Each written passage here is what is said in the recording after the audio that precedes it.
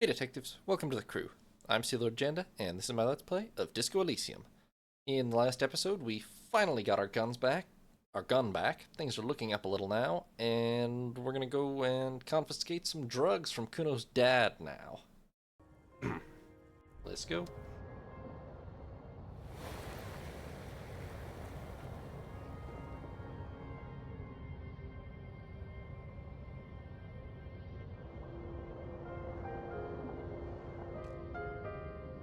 Look at us being 10% more functional.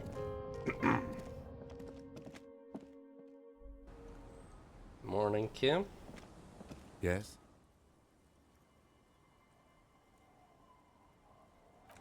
Alright, let's see here.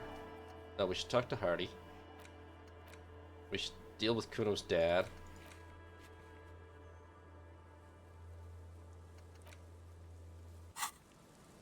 And, oh, and I want to talk to the kid, too, so all that's over here. And I want to read the books. So those are our 4 things now. Seems like the 4 things haven't been reducing very rapidly. The Coppernado is back. What do you want?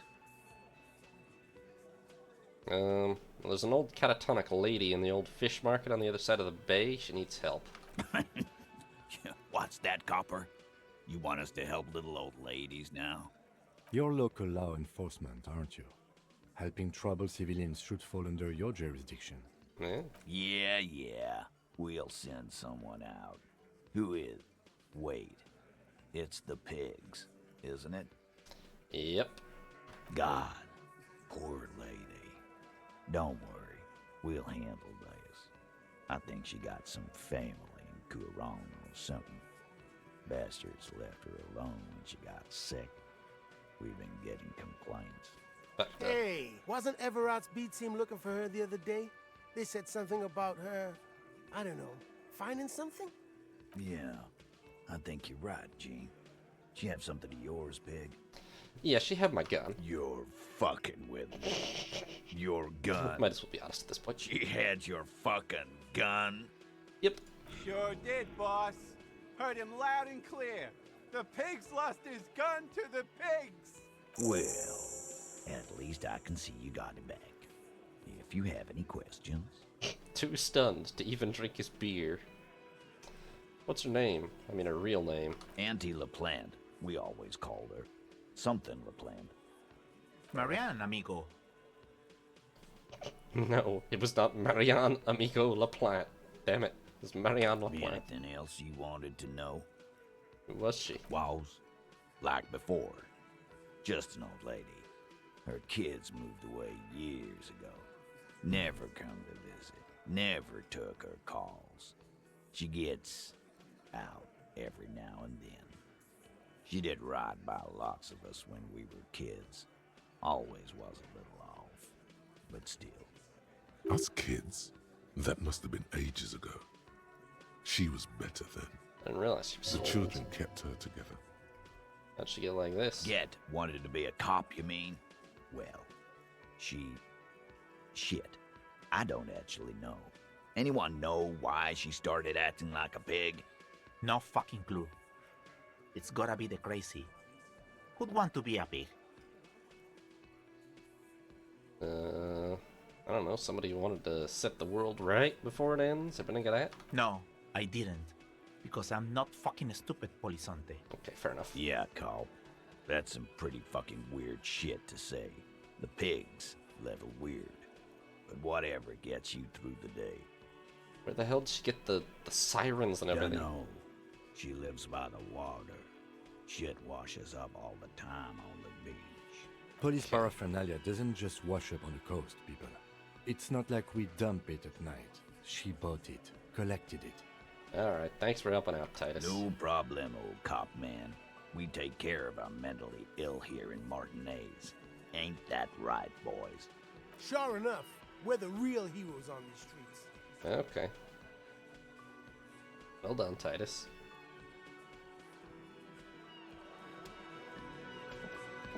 Okay, so that's dealt with.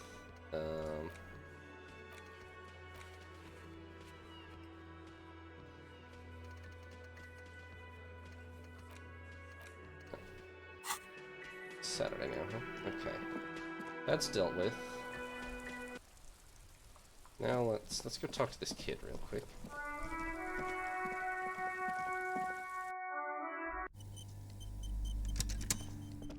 There's a suggestion check, right? Hi, Ace Detective. Are you here for more books? Oh. Hey, girl. My Dick Mullen book ripped before I could get to the end. You know what happens? Which book was it, sir? Dick Mullen and the Mistaken Identity. Oh, I'm very sorry, sir. Oh, I haven't read tragic. that one yet. I wish I could help you. So tragic. Alright, well. Let me put on my best suggestion-enhancing clothes.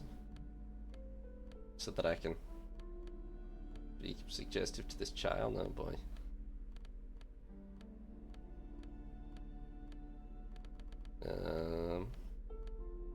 Apparently I don't have any best suggestion-enhancing clothes.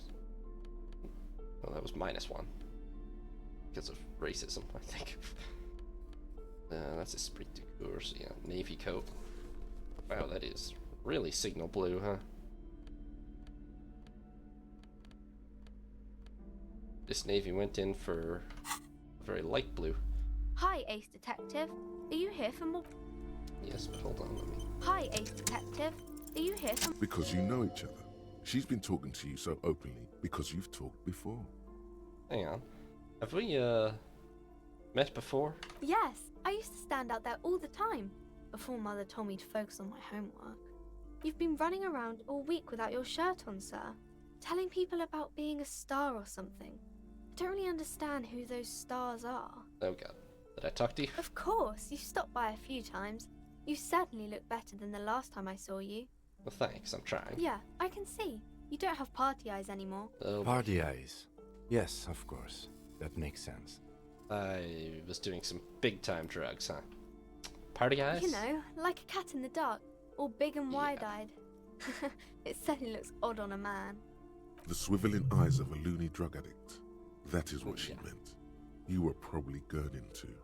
Good thing she didn't say party eyes loud. Her mother's nearby. Fuck yeah. You should get some party eyes right now. Snap those sequins on you, boy. So I've been partaking in narcotics? Oh, baby, that's not what you have to worry about. Worry about the important thing. Why didn't you tell me you knew me to begin with? I didn't know I had to do that. Well, thanks. I've learned something about myself. I'm glad I could help you, sir. Alright. Now, let me put my coat back on.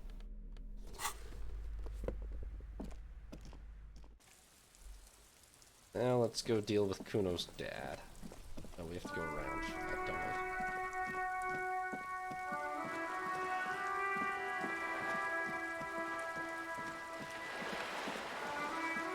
Which apartment's he in?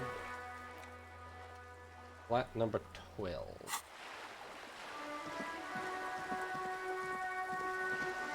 I don't think we're going to give Cuno the speed, but we are going to send his dad to jail. So he'll surely love us for that. Well, it sounds like he's an abusive piece of shit, so... I think was 12 out on the balcony? Let's see here. Don't really know. Oh, what was that? You should return to the boardwalk now that the body has been taken away. There's something you need to see. What? A little something that your visual cortex has put together while you were away. Oh no, it's one of those show, don't tell things, isn't it? You can just stop by whenever you're close. It should be quick enough. Okay. 3 things then. Cuno's dad, stop by the boardwalk, read our books, and then we're gonna go after Ruby. This door is Yeah, made that's of 28. Maybe 12 was one of the inside ones? It's not that one, that's for the dead lady. That lady's alive, that's for her husband. What's 12, I wish they had numbers. I mean, they do, but I can't see the numbers anywhere. A shabby door Ah, here it hangs is. oddly on its hinges, secured to the doorframe with a safety chain. An unpaid energy bill is attached, threatening to cut off the electricity. It's addressed to Mr. Uno Doroita. Looks like we found Cuno's dad. And the place comes with 3 months' worth of utility bills. Yeah. You know what?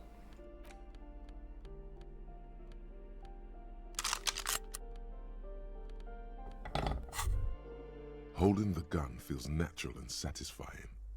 It's like an extension of your arm, the polished wooden handle almost fusing into your palm. Think my hand recognizes. It reminds you of the day you first held it, with fear and respect, hoping you don't have to use it in vain. The sun was out in Jamrock. It was so long ago. But this is your gun. It's more of a symbol than anything else, because there is always a rational, sensible, reasonable solution to every situation. Sheathe it and know you have the moral high ground. Haven't I shot 2 people already? A shabby door hangs oddly on its hinges. Snip. The cutter goes through them like dead leaves. The links fall to the ground on the other side of the door. I know there's no stopping you, but let's at least make this quick. Yes, sir. We're just gonna shoot him and be done with it. Don't worry. What do we have here? Ooh, $10. Cuno de Reuter is the name on unfinished homework. A phone book lies open on the table, covering a stack of utility bills. Right next to it, in plain sight, sits a small bottle of amphetamine, conveniently equipped with a straw. Lieutenant, I've located psychoactive substances on this table. Good. Confiscate it. The minuscule amount of amphetamine doesn't interest the lieutenant in the slightest. He listens instead to something in the other room. Yeah, the snoring, dude. I hear it. You pocket the bottle as if it were the most natural thing in the world. Glossy erotica covers the wall, wrinkled from moisture. Oh boy. Let's do this. The air stinks with something sour. Jeans. Alright, buddy. A bundle of clothes Get the hell up. heaped You're on under the bed. arrest. A stained parka, some towels and a duvet, some socks even. In the dark, it looks like a nest. Hold up, Lieutenant. Look at that pile of clothes. Mm-hmm. Something underneath there is breathing. Yeah. Your hand touches a greasy duvet covered in cigarette burns and ketchup stains. You hear a growl. There is something alive underneath it. Yeah, clearly Cuno's dead. It's deep, in suffering somehow. You see a 60-year-old, fat, red-headed man passed out from large amounts of alcohol, and God knows what else. The smell of shit rises from his mouth. You don't have to take him down. He's already down. Damn, is this thing even alive? I'm afraid it is. Look, it moves. He points to a fleshy lump sticking out from the other end of the blanket. The limb seems to be twitching from time to time. And look, the other foot is camouflaged by a striped sock bearing the name Maxtor on the sole. 3 toes are poking out of a hole. Maxtor is a gas company. He's wearing free socks from a gas company. They probably came with the bills. Probably. A groan rises from the man's throat, dry like a death rattle. He's trying to say something in his sleep. The man groans once again, but his tongue keeps failing him. It's impossible to make out the syllables. A hand emerges from the blankets, trying to gesticulate something. And then it dawns upon you, clear and surreal. Pigs, he says. Nice. He's trying to call you pigs. Huh. He's awake. His hand falls back on the bed, limp and defeated. A loud snore escapes his mouth. He's asleep again. At least he got to say his piece. It's Cuno's father we're seeing? Well, judging by the color of his hair, I would say yes, it is. The lieutenant's right. The man's unwashed hair bears a familiar ginger tone. Even the hair on his chest is coppery. The light from the window falls into his half-open eyes. Doesn't really look like he's gonna fuck anyone up just this moment. No, it really doesn't. This looks very hard to recover from. This man won't be feeding his family anytime soon.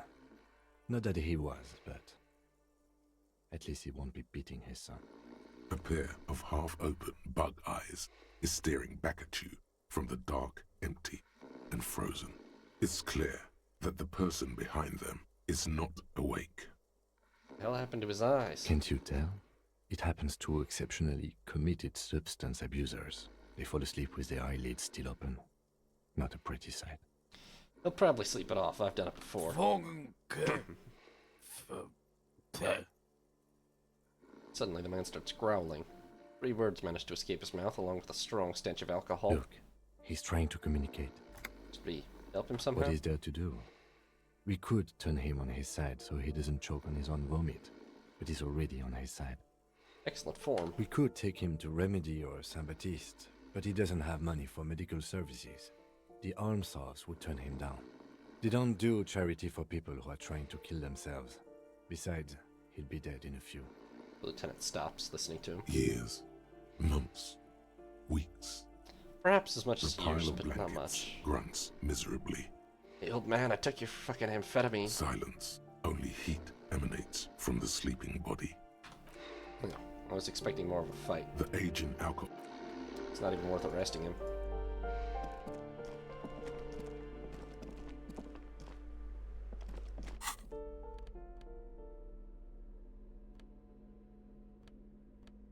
My multi-tool and my flashlight back out. I stole his jeans also. Thank God for black jeans. Everyone looks good in black jeans. Combine it with your favorite book t-shirt and a yellow plastic bag to channel that laid-back trash bin raccoon meets a cool professor vibe. Or do whatever you want, it's just a pair of black jeans after all. Alright, let's talk to Cuno. I think we cannot give him speed, but...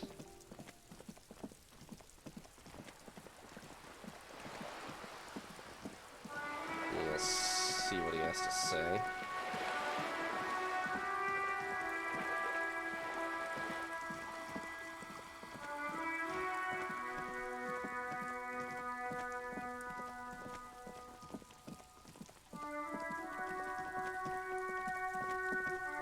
What's up, Cuno?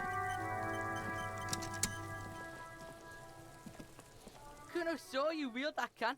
Sweet graffito action, pig. Cuno likes that delinquent shit. Yeah, thanks, Cuno, I appreciate it. You're still a dink. Now what's your case with Cuno? Took care of the drug situation. Alright, so you got Cuno's kilo. Here is how we do it. First, you give Cuno Cuno's kilo, then Cuno gives you half back. That's how we split it. It's the best way. Street way. By kilo you mean gram, Cuno right? knows what Cuno means. Kuno means gram. You gonna ask how I got past your dad? Word on the street is, you sent your little friend in dressed as a hooker. Distraction style. How the fuck is that That's word some on the sick street? Shit. He nods approvingly at the lieutenant. Not a single muscle moves on the lieutenant's face. Cuno wants to hear all about it, but first we split the kilo, then we shoot the shit. No, Cuno, I'm keeping it. You're 12, you don't get drugs. Alright. Cuno knew you'd try that sneaky pig shit on him. Tell him, Cuno! Cuno's got brains. This shit doesn't surprise Cuno. So Cuno's gonna give you one more chance. Know this, pig. Shit is major. Major fucking choice, pig! Cuno won't take this shit lightly. The pieces are moving, pig. This is fucking domino shit.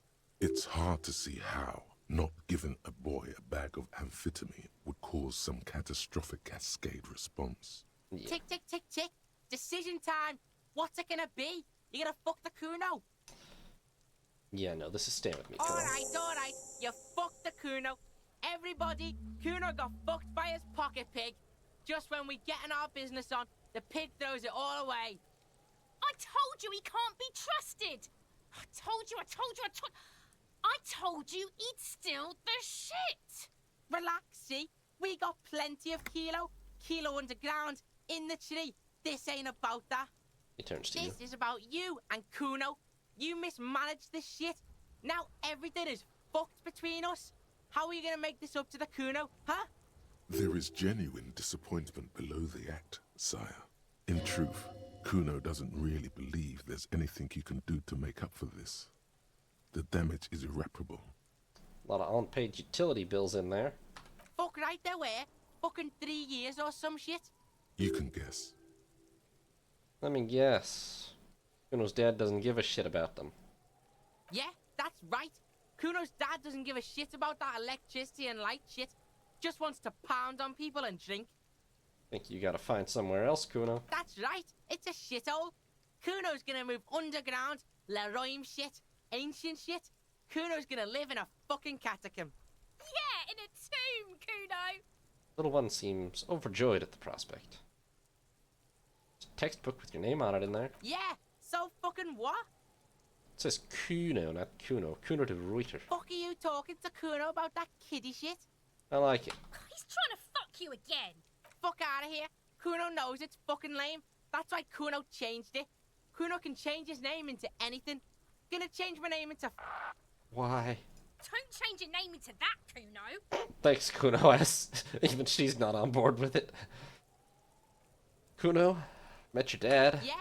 How the fuck are you still alive, pig? Kuno, your dad is a half-dead alcoholic. He was sleeping under clothes. What? His eyes become large and round. His posture changes. The swaying rooster motion stops for a second. Then he gets it going again, reorienting himself.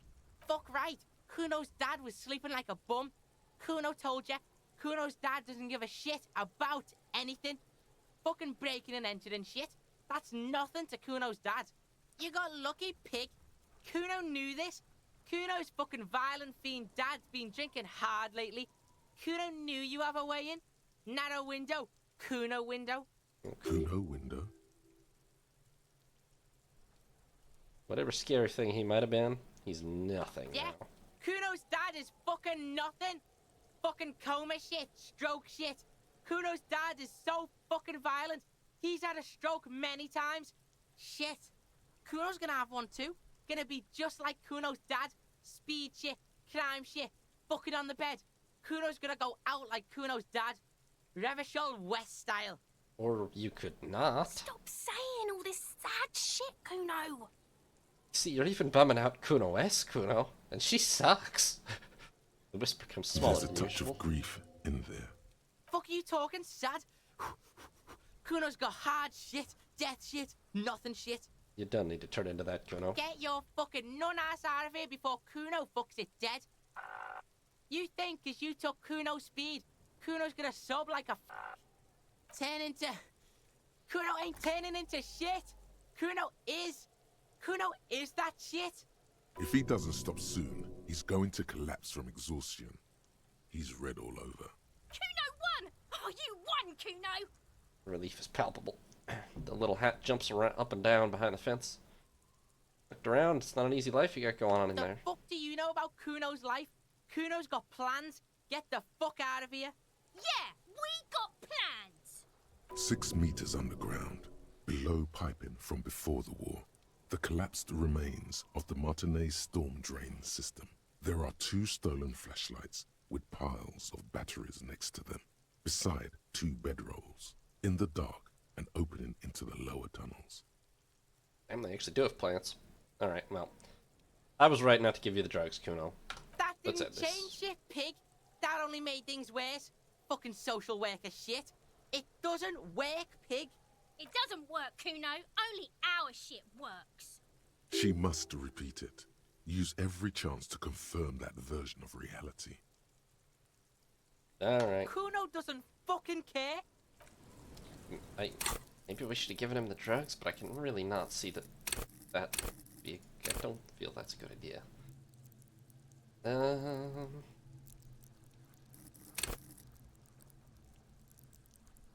What do I want more stats in?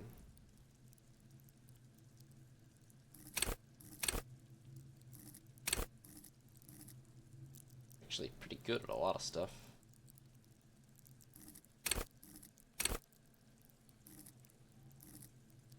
Let's get slightly better morale. It's been kind of a weak point for us all game.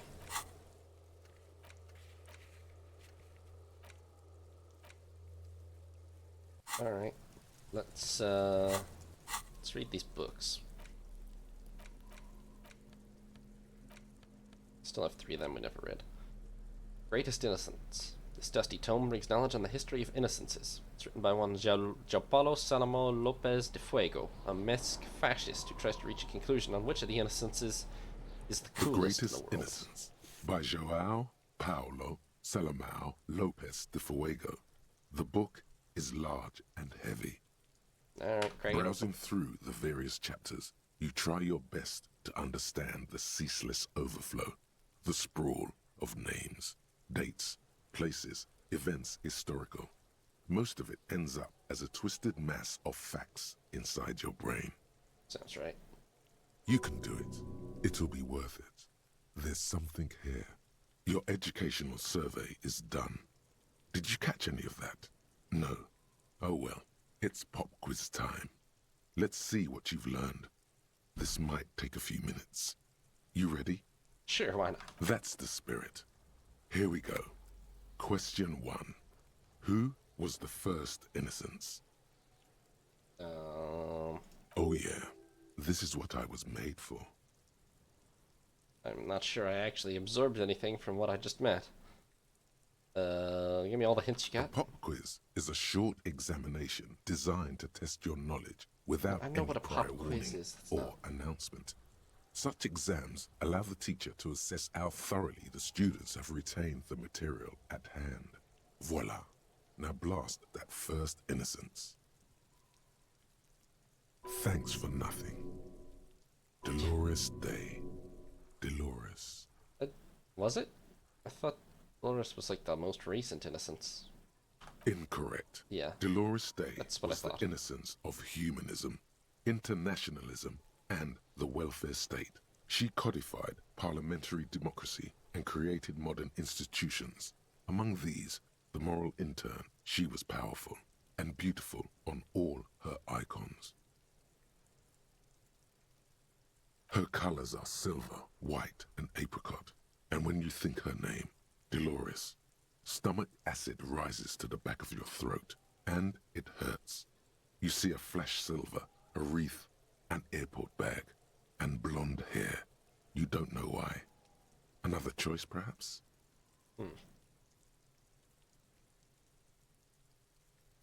Sola? Incorrect.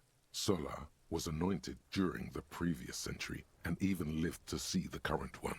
She was an urban planner who spoke her mind and largely left history to its own devices, encouraging people to excel on their own rather than prescribing to a deified model of history. She is often called an anti-innocence.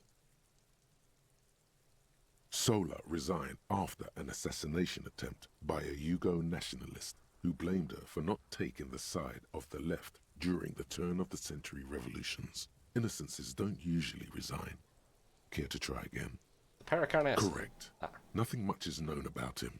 It's not even clear that he was a he, but Franco Negro presumed as such and called him Pius. He's depicted as a young man with molten gold pouring out of his mouth. All he spoke was gold. It's said he invented God and equality of men before God.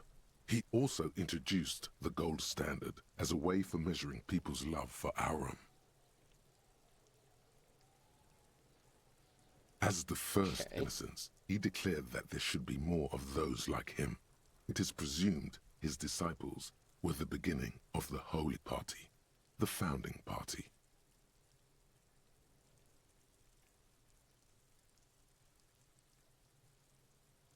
Question 2. Who was the strongest innocence? Easy. Everybody knows the answer to this. You, me, anybody. Actually, is it? Correct. Named the innocence Yes, of militarism. because they're He model codified soldiers or hereditary something. rule, but at the same time ended serfdom and established the inter-isolari real as the global reserve currency. He also established the concept of the nation.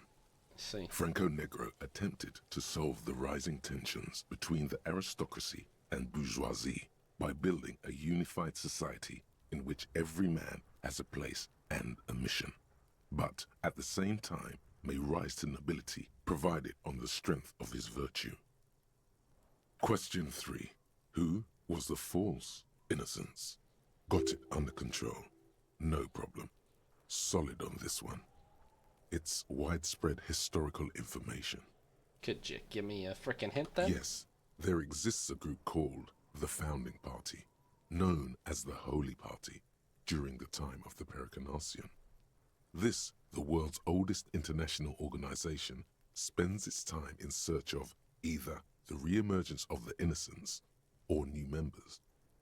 Sigh heavily, out loud. There seems to be a mix-up with the sources. It's not my fault. Go ahead At and say least it is it your clearly fault. wasn't Dolores Day. She wouldn't be false. She's beautiful. Okay. Erno Pasternak. Correct. Oh. There have been a number of counter or false innocences. Some assumed to have innocentic qualities. Some who just thought so themselves. Occasionally, they have the support of a faction inside the ecclesiastic organization, and accusations of foul play have arisen. The most famous and important of these was Erno Pasternak.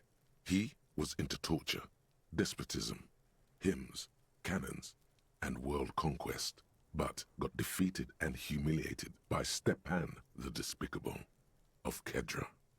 Good job, Stepan. Final stretch. You've come so far and learned so much. This is the most important one. Question 4.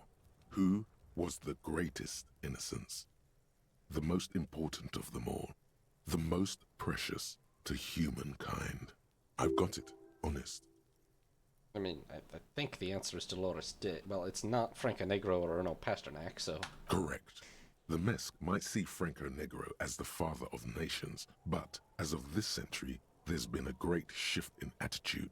Dolores Day has become widely regarded as the greatest innocence. A most radical change to the whole fabric of the world. Everything from inter-esolary travel to the connected world to 3 consecutive scientific revolutions can be traced back to her. Every decade that passes, she seems less human somehow, and more beautiful, and more beautiful, and more beautiful. Congratulations on finishing the test. The results and your subsequent grade have been calculated. You get a B. Good enough. Everyone misses a few from time to time.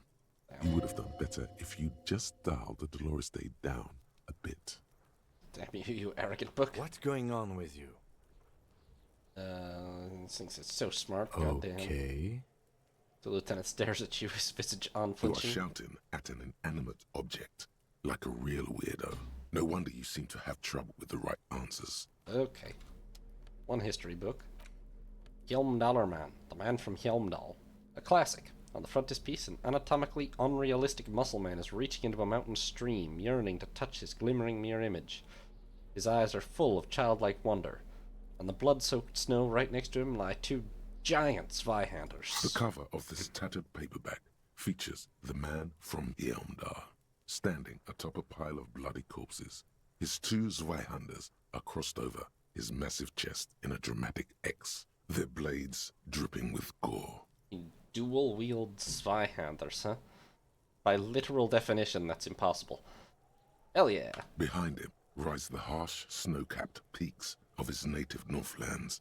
In bold red letters, the title, Helmdaler Man, the man from Helmdal, unfurls like a banner. In the foreground, a nearly nude woman lies spread in supplication, her privates strategically covered by her flowing black hair. Classic. Alright, The back cover. blurb reads, his latest adventure serves as the perfect introduction to the savage Helmdal saga. Meet man from Helmdal, his faithful blood brother, Tyribald, the noble Lord Hrothgar, and some of their most fearsome foes yet, for the Northlands, for Helmdal. Does he not even have a real name? It's Below, just a man from in Helmdal? smaller font, you see the parenthetical, adapted from Man from Helmdal and the Necromancer's Treasure.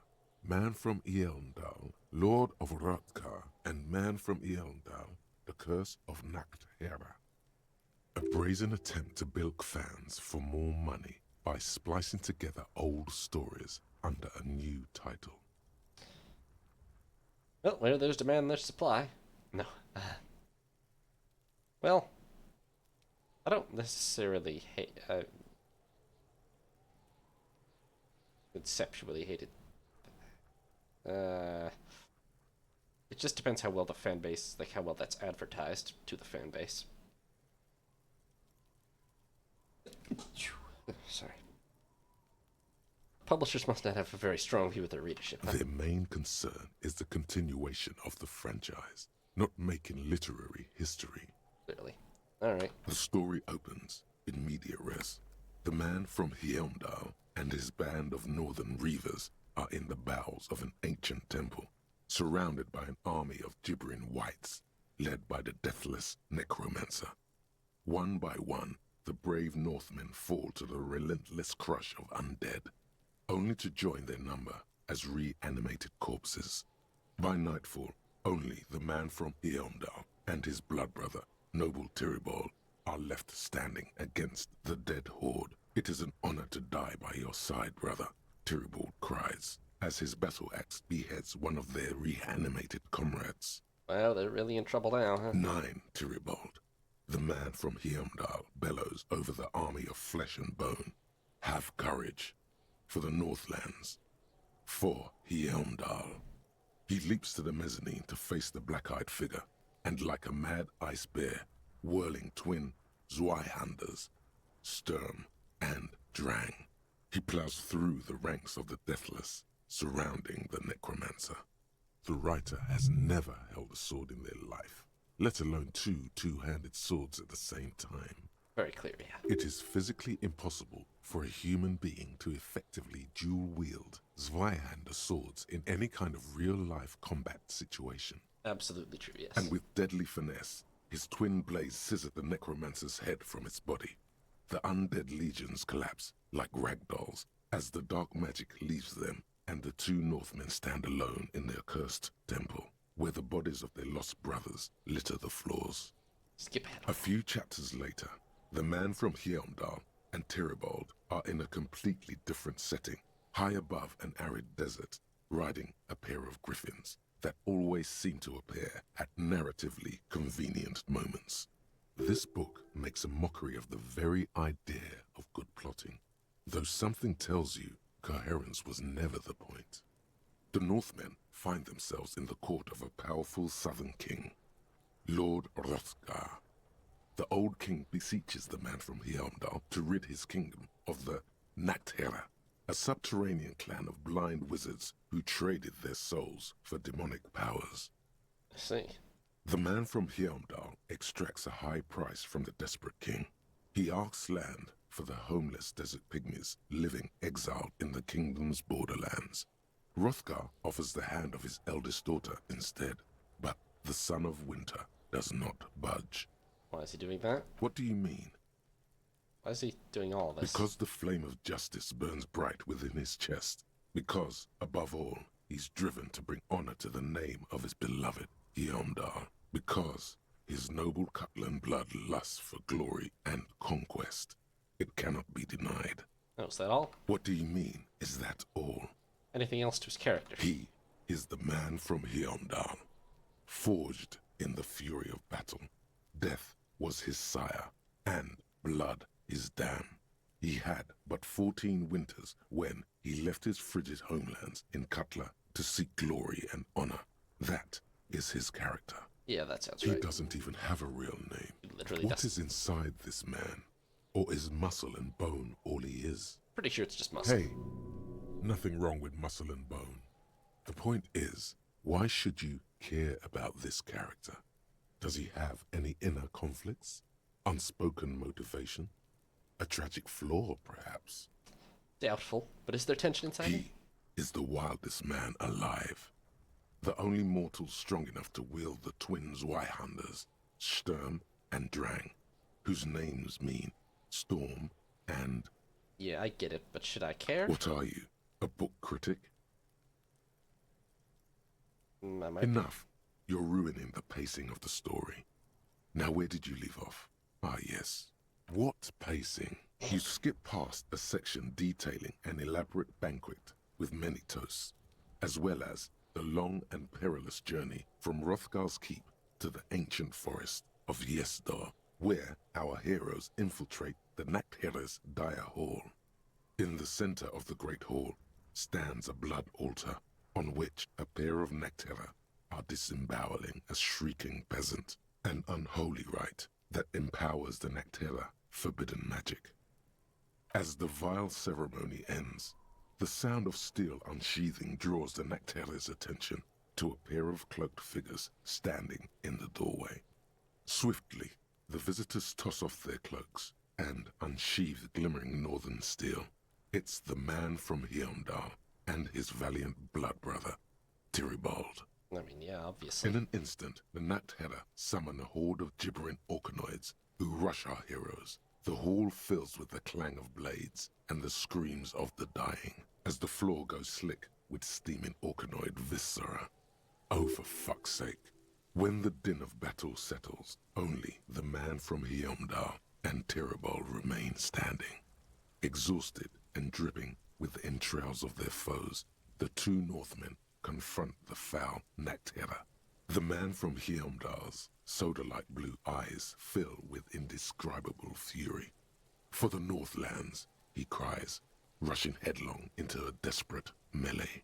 Alright, cut him up, Heimdallerman. He probably is, but you can't be sure, because this one ends in a cliffhanger and a footnote saying, to be continued in Heimdallerman at the gates of tomorrow. Coming soon to your local bookstore.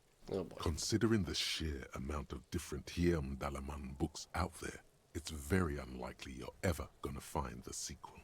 The man from Heimdall stares at you on the cover, his face fixed in grim resolve. Yeah, not a very good book. Oh wait, but I also have The Man from Heimdall and the Devil Woman. The frontispiece of this old paperback features a muscle man in chains kneeling before a salacious-looking woman on a regal seat. A bonfire lies between the throne and the man, casting shadows on the wall. And the shadow of the vixen's headdress looks like a pair of demonic horns. The edges of the pages are worn and smudged. A lot of people have read about the Devil Woman's altercations with the Heimdall man. The jacket copy proclaims, Man from Heimdall returns in his most exciting adventure yet. After crashing into a strange jungle, cannibalistic natives abduct his only surviving comrade, noble Tyribald. Before Man from Heimdall can mount a rescue, literally doesn't even have a name. He is ambushed by a tribe of female warriors and taken to the ancient citadel of Cloud City, where a mysterious and wicked queen rules supreme. Will Man from Heimdall be able to escape his dire situation and find his missing friend? Well, the answer is yes, but alright, let's flip through. You open the book to a random page. Man from Heimdall, wielding his two Zweihanders, is carving through a sea of savages, his visage fixed in grim determination. His arms, whirling like windmills, are soaked with the blood of his enemies. Mangled corpses litter the battlefield. Good God, this is some retrograde stuff. When was this shit written? You flip to the copyright page. This book was written in 38. Give it a chance. Berserker rage burns in his azure-hued eyes as he brings glory and honor to his long-lost Heimdalla tribe. From the village of Heimdall, the ivory giant roars like an ice bear, and the winds of Gatla howl out his name. More. Man from Heimdall rides on a gilded griffin, his golden mane billowing in the breeze. Both Zweihanders sheathed on his back. He is off to war. Will he conquer his enemies? Will he conquer himself? The steel muscles of Man from Heimdall gleam in the humid jungle air. Yet the man does not sweat. In meditation, his soul drifts in the frigid northlands he calls home. Wow, this is so mean. The passage reads, The man from Heimdall looks up, his eyes blue as the mountain lakes of his homeland. He rarely speaks, but now his voice booms in the darkened throne room. Do not try to sap my masculine essence, wicked temptress. Son of Heimdall will never succumb to your seductive wiles. Yeah, this book is tragically Thine bad. spells are no match for purity and strength of will. Brothers of Heimdall, stand above the vices of flesh, for it is weak and corruptible, yet mine is forged in gore and strife. Queen Lydiana just laughs, a sultry and salacious sound, then says, I have grand plans for you, Man from Heimdall. She gestures her diabolical hand toward an array of potions and unguents. First, you shall please me. Then lead my armies against the vicious cannibals. Not a muscle moves in the face of the man from Yeomdal. Yet inside, there is turmoil. This goes against all he holds sacrosanct. Yeah, this is terrible and repetitive. What do you even know about literature? Have you ever read a book in your life? Yes. This is not just another book. It's Man from Yeomdal, and it's done with you. Okay. I think we got the gist of Man from Helmdall. Alright, well from here there's really only one thing to do, I think. Alright, figurines. Ruby. Yeah. Let's go confront Ruby. Thanks for watching, detectives. New parts will be up every other day, or you can watch live on Twitch. If you did enjoy, consider leaving a like and subscribing. And have a nice day, detectives. This is Sea Lord Jenda, signing off.